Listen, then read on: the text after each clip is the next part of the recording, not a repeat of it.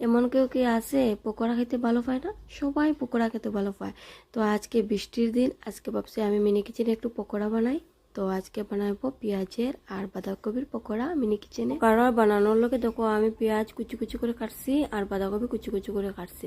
তো পেঁয়াজের মধ্যে আমি বেসন দিলাম, একটু গুঁড়ো লঙ্কা, লবণ আর একটু হলুদের গুঁড়ো দিব, দিয়ে একটু জল দিয়ে ভালোভাবে মাখিয়ে আমি দেখি তেল আমার গরম হয়। তো আমি যদি মিনি কিচেনে কিছু বানাই, তো আমার মেয়ে কিন্তু আমার সামনেই দাঁড়িয়ে থাকে, যাতে মিনি কিচেনের রান্নাটা ও চটপট করে খাইলে। তো মিনি কিচেনের রান্না একটা বাচ্চার বেশি ভালো লাগে খাইতে।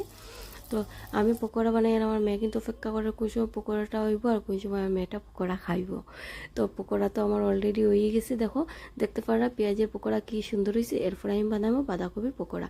তো মিনি কিচেনে রান্না করতে কার কার ভালো লাগে? আমার তো অনেক ভালো লাগে, মিনি কিচেনে রান্না করতেই ভালো লাগে আর মিনি কিচেনে রান্না খাইতেই ভালো লাগে।